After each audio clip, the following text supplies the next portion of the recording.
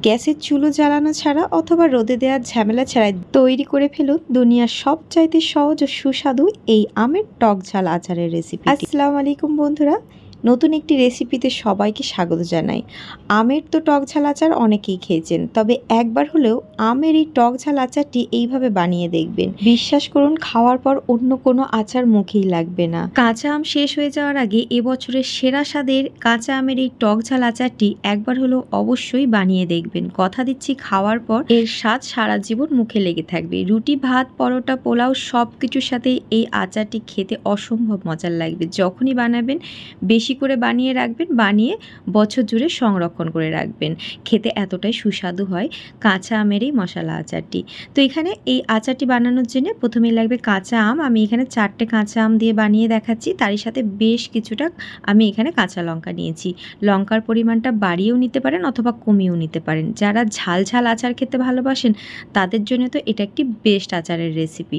তো খুব ভালো করে এখানে পরিষ্কার করে সব কিছুকে ধুয়ে নিয়েছি এবং লঙ্কার বোটাগুলোকে ছাড়িয়ে পরিষ্কার কাপড়ে করে ভালো করে শুকনো করে মুছে নিয়েছি। এখানে আমগুলোকে ঠিক এইভাবে ছোট ছোট করে টুকরো করে নিয়েছি। এবার আমি এটাকে কিছুক্ষণের জন্য একটু শুকনো খোলায় রেখে দেব।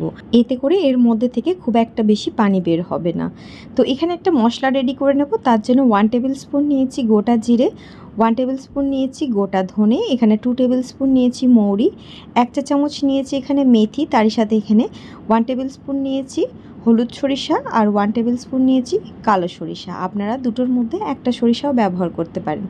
মশলাগুলোকে খুব ভালো মতো একটু রোস্ট করে নেব। এখানে মশলা থেকে একটা সুন্দর সুঘ্রাণ বের হবে এবং মশলার কালারটা একটু চেঞ্জ হয়ে আসা পর্যন্ত ভালো করে মশলাটাকে ভেজে নিয়েছি।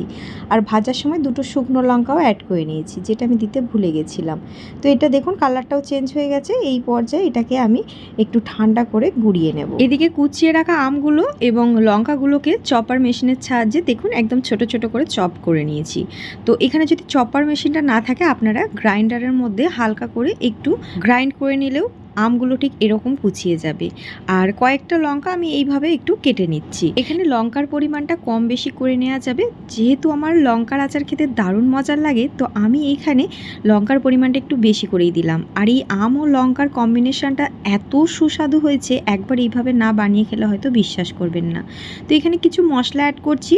প্রায় 1 টেবিল চামচ পরিমাণ ভরে আমি দিয়েছি লবণ, তারই সাথে এখানে 1/2 চা চামচ পরিমাণে দিয়েছি হলুদ গুঁড়ো, 1 টেবিল স্পুন অ্যাড করেছি কাশ্মীরি রেড চিলি পাউডার, এখানে 1/2 চা চামচ পরিমাণে অ্যাড করে নিচ্ছি হিং, তার সাথে এখানে 1/2 চা চামচ অ্যাড করে নিচ্ছি কালো জিরে, আর তার সাথে 1/4 টিস্পুন দিয়েছি এখানে রাঁধুনি। আর যে মশলাটা রেডি করে রেখেছিলাম সেটাকে ঠিক এইভাবে আধ ভাঙা করে গ্রাইন্ড করে এর মধ্যে মোট 3 টেবিল স্পুন মশলাটা অ্যাড করেছি।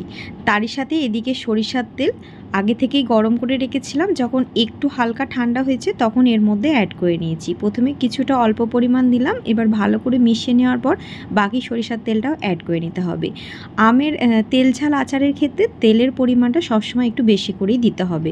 এটা ডুবো ডুবো করে তেলটা দেওয়ার ফলে আমের আচারটা কিন্তু খুব ভালো মতো মজে যাবে। এখানে আমের এই আচারটাকে একটু চটপাটা ফ্লেভার দেওয়ার জন্য আমি 1/2 চা চামচ পরিমাণে বিট লবণ অ্যাড করে নিয়েছি। আর এখানে মশলার পরিমাণটা কম বেশি করে নিতে পারেন। পরিমাণে যদি কম লাগে এখানে কিছুটা মশলার পরিমাণ বাড়িয়েও দিতে পারবেন। তো এখানে এবারে আমি 2 চা চামচ পরিমাণে ভিনেগার অ্যাড করছি, যাতে করে বছর জুড়ে সংরক্ষণ করে রাখা যায়, কোনো রকম যাতে খারাপ না হয়ে যায়। এই জন্য অবশ্যই ভিনেগারটা দিতে হবে। সব কিছুকে ভালো করে মিশিয়ে নিয়েছি। আর এখানে তৈরি হয়ে গেছে দারুণ লোভনীয় ও সুস্বাদু কাঁচা আমের টক ঝাল মশলা আচার।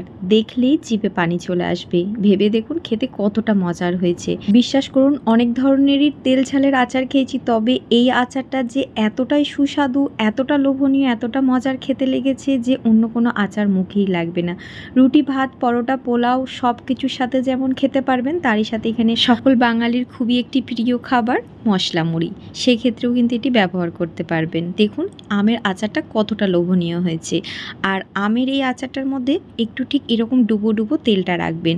কোনো রকম রোদে দেওয়ার ঝামেলা ছাড়াই কিন্তু এই আচারটা খেতে খুবই মজার লাগবে। কাঁচা আমের এই তেল ঝাল মশলা আচারটি স্বাদে ঘ্রাণে অতুলনীয়। বিশ্বাস করুন, দোকানের কেনা আচারের চাইতেও সেরা স্বাদের হয় ইনস্ট্যান্ট কাঁচা আমের এই টক ঝাল আচারটি। আশা করছি আজকের এই আচারের রেসিপি সকলের ভালো লাগবে এবং কাজে লাগবে। ভালো লাগলে আমাকে সাপোর্ট করে আমার ভিডিওতে অবশ্যই একটা লাইক, শেয়ার, কমেন্ট করে দেবেন। আজকের মতো আসি বন্ধুরা, আল্লাহ হাফিজ।